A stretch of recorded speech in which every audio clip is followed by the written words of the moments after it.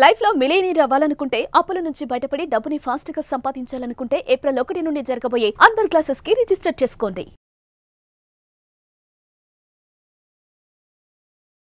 నమస్కారం డాక్టర్ శ్రీ అనంతకృష్ణ స్వామి గారు. నమస్కారం అండి. సార్, చాలా మంది క్లాసెస్ ఎప్పుడెప్పుడు ఎక్కడెక్కడ ఉండే అవకాశం ఉంటుందని చెప్పేసి అడుగుతున్నారు. సో ఫస్ట్ అది అనుకున్న తర్వాత కంటెంట్లోకి వెళ్దామండి. క్లాసెస్ ఎప్పుడెప్పుడు ఎక్కడెక్కడ ఉండే అవకాశం ఉంటుంది? మనకి 2025 అండి. 2025లో 13 ఏప్రిల్ వచ్చి రాజమండ్రి, 20 ఏప్రిల్ వచ్చి హైదరాబాద్, 27 ఏప్రిల్ వచ్చి బెంగళూరు అండి, 4 మే వచ్చి తిరుపతి, 11 మే వచ్చి విజయవాడ. ఇవే కాకుండా మనకి ఇప్పుడు ఈ 6 తారీఖు ఏప్రిల్ వచ్చి మనకి స్పెషల్ క్లాస్ ఉంది. ఇది ఎందుకు చెప్తున్నానంటే స్పెషల్ క్లాస్ అటెండ్ చేయగలిగితే మీరు మనకి 20, 21, 22 మే గోవా సెషన్ క్లాస్ 3 రోజుల క్లాస్ ఉంది. గోవా క్లాస్. ఈ స్పెషల్ క్లాస్ 6 ఏప్రిల్ కనుక మీరు అటెండ్ చేయగలిగితే మీరు సెషన్ క్లాస్కి అటెండ్ చేయడానికి మీరు అర్హులు అవుతారు. ఎందుకంటే లాస్ట్ టైం కూడా మనం గోవాలో ఎక్సలెంట్ క్లాస్ చెప్పుకున్నాం. ఆ సెషన్ క్లాస్ అనేది అద్భుతమైన క్లాస్. అది ఏంటంటే జీవితంలో మీరు పరిపూర్ణత్వాన్ని సాధించడానికి, ఒక ఉన్నత స్థాయి సాధించడానికి ఖచ్చితంగా మీకు అది దోహదపడుతుంది. మీకే కాదు, మీ తరతరాలకి. ఆ మాట కూడా చెప్పాను నేను. దానికి తగ్గట్టుగానే క్లాస్ ఉంటుంది. క్లాస్కి వచ్చిన వాళ్ళు కూడా ఫుల్లీ సాటిస్ఫైడ్.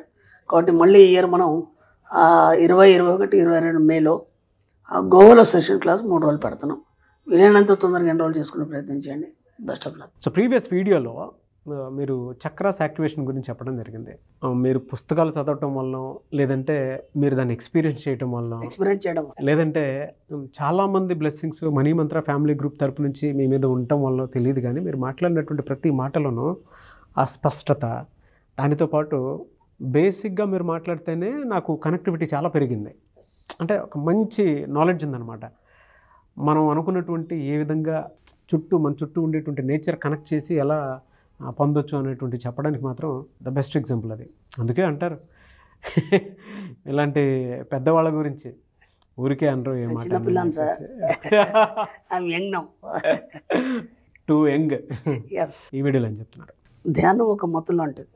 ఓషో రజనీష్ గురించి చదువుతున్నప్పుడు నాకు అసలు ఈయన మనిషిని అనిపించింది నిజంగా కూడా. ఎందుకంటే ఒక మహానుభావుడు ప్రపంచానికి ఆధ్యాత్మిక రంగంలో ఒక ఉన్నతమైన స్థితిని సాధించాడు. ఏదైనా నిర్మోహమాటంగా చెప్తాడు. కేవలం మన సబ్జెక్టే కాకుండా అప్పుడప్పుడు ఇలాంటి వాళ్ళ గురించి కూడా మనం మాట్లాడుకోవాలి. వాస్తవాలు బయటకు వస్తాయి. ఆయన గురించి చదివినప్పుడు, ఆయన పుస్తకాలు అతిశ ప్రజ్ఞావేద కానీ ఇలాంటివి చెప్పినప్పుడు ఈయనేంటి ఇలా మాట్లాడుతున్నాడు, ఇలా చెప్తున్నాడు అని ఎన్నోసార్లు ఆలోచించడం జరిగింది. అంటే ఎలా ఉంటుంది సార్ అంటే, ఒక స్టేజ్ వచ్చిన తర్వాత కానీ ఒకటి అర్థం కాదు మనిషికి. అనుభవము అలాగే వాయిస్, ఇవి రెండు కూడా జీవితానికి ఒక సార్థకత ఇస్తాయి. మనం అనుకుంటాం నేను ఫెయిల్ అయిపోయాను, నేను తెలుసుకోలేకపోయినా అవన్నీ పక్కన పెట్టాడు. వయసును బట్టి, అనుభవాన్ని బట్టి ఒక్కొక్కటి అవగతం అవుతుంటుంది. అవగతమైనప్పుడు సత్యాన్ని నువ్వు తెలుసుకోగలుగుతావు. నిజమైన సత్యాన్ని తెలుసుకోవాలనుకున్నప్పుడు ఓషో రాజేష్ మనకి చాలా ఎగ్జాంపుల్గా తీసుకోవచ్చు. ఆయన జీవితం కావచ్చు, లేదంటే అతను చెప్పినటువంటి ఎన్నో భావాలు కావచ్చు, లేదంటే ఒక ఫిలాసఫీ కావచ్చు, ఆధ్యాత్మిక ఫిలాసఫీ కావచ్చు, ఏదైనా కావచ్చు. ధ్యానం ఒక మత్తు లాంటిది అన్నప్పుడు నాకు అనిపించింది, ధ్యానం ఏంటి, మత్తు ఏంటి? ఆయన ఎంత నిర్మమాటంగా చెప్తాడంటే, ఒక గంజాయి మత్తుకు ఎవరైతే అలవాటు పడిపోతారో అలాంటి ధ్యానం అంటాడు ఆయన. వినడానికి మనకు కొద్దిగా అది భయంగా అనిపించవచ్చు, లేదంటే ఒక రకమైనటువంటి డిస్టర్బ్ కావచ్చు మైండ్లో. కానీ ఎప్పుడైతే ఆయన మనం స్పృశించి లోతుల్లోకి వెళ్ళినప్పుడు ఏమవుతుందంటే ఆ వాస్తవం, సత్యం అనేది బయటపడుతుంది. ఇక్కడ ఆయన చేసింది ఏంటంటే వ్యక్తుల యొక్క మానసిక అంతరంగాన్ని స్పృశించాడు ఆయన. మీరు ఇంత నీట్గా, ఇంత శుభ్రంగా ఉన్నారు, మీలో ఉన్న నెగిటివ్స్ ఏంటి మీకు తెలియదు. అవును. కానీ అవి కేవలం మీకు పర్సనల్గా కూర్చున్నప్పుడు మీకు తెలుస్తాయి. ఓకేనా? ఆత్మశోధన ఆయన చేసింది అదే. అక్కడ ఏమైందంటే మన తప్పు మనకి ఎవడని చెప్పగానే చిరాకు వస్తుంది. ఓకేనా? కానీ అలా మనం ఎప్పుడైతే లోతుల్లోకి వెళ్ళి మనం ఎక్కడ పొరపాటు చేస్తున్నాం అని తెలుసుకున్నామో, ఆ తెలుసుకున్న మరుక్షణం దాన్ని మనం సరి చేసుకోవడంతో పాటు మళ్ళీ నువ్వు మహనీయుడిగా మారిపోతావు. ఆయన చెప్పింది అది. కానీ మనం ఏం చేస్తామంటే, నువ్వు ఈ తప్పు చేసావని చిరాకేస్తుంది మనకి. ధ్యానం ఒక మత్తు లాంటిది అనగానే నాకు కూడా ఇదేంటి నేను ఇలా చెప్పాడు అనిపించింది. ఎస్, ఎలా ఉంటుందంటే ధ్యానంలో ఒక స్టేజ్కి వెళ్ళిన తర్వాత ఆయన అన్నట్టు మత్తు అనే ఒక స్టేజ్లోకి వెళ్ళిపోతాడు. అక్కడ ఏం జరుగుతుందంటే శూన్యం అనేది ఏర్పడుతుంది. వాడు బయటికి రాలేడు, అలాగని ధ్యానంలో ఉండలేడు. ఎందుకంటే మేము మాకు తెలిసినంత మా అనుభవంతో మా గురువుల దగ్గర మేము ఎన్నో చూస్తున్నాం. చాలామంది అనుభవాలు కూడా మేము స్వీకరించడం జరిగింది. ఎందుకంటే కొన్ని మనం అందరు తెలుసుకున్నప్పుడే అసలు మనమేమున్నాము, మనం ఎక్కడ ఉన్నాము అనేది తెలుసు. అలాంటప్పుడు అది ఏం చేస్తుందంటే, ఇప్పుడు నాకు కూడా చాలామంది మా ఫాలోవర్స్ కాల్ చేస్తారు, లేదా పర్సనల్ అపాయింట్మెంట్ తీసుకున్నది. గురుగారు మెడిటేషన్లో కూర్చున్నాను, ఓకే, ఇంతకుముందు స్టార్టింగ్లో కూర్చున్నప్పుడు మాత్రం బాడీ పెయిన్స్ అన్నీ వచ్చినాయి, అలాంటి ఆవలింతలు వచ్చినాయి, లేదంటే నిద్ర వచ్చింది, అలాంటి ఏమో పిచ్చి పిచ్చి ఆలోచనలు వచ్చినాయి. ఇప్పుడు ఏ ఆలోచన లేదు, అలాగని లేవాలనిపిస్తలేదు, ఎంతసేపు కూర్చున్నా అలాగే కూర్చోవాలనిపిస్తుంది. అంటే అదొక మత్తు లాంటిది. ఆ గమ్మత్తు వేరు, ఆ ఎక్స్పీరియన్స్ వేరు, కానీ అది మీకు పని చేయదు. అది విచిత్రం. ఎలా ఉంటుందంటే పరిస్థితి తేనెలో పడ్డ చీమలాగా ఉంటుంది. తేనెలో పడ్డ చీమ బయటికి రాలేదు, అలాగని తేనెను తినలేదు. ఎంతకని తింటుంది అది? మొత్తం తేనెలో ఇరుక్కుపోయింది కదా, అది బయటికి రాలేదు, అలాగని తేనెను తినలేదు. నీ పరిస్థితి కూడా ఆ ధ్యానం అనే మత్తులో నువ్వు అలాగే ఉండిపోతావు తప్ప నువ్వు సాధించేదేం లేదు. కాబట్టి ఇక్కడ ఆయన ఏమన్నాడంటే, ధ్యానంలో చలనాన్ని సృష్టించు, ధ్యానంలో చలనాన్ని సృష్టించు.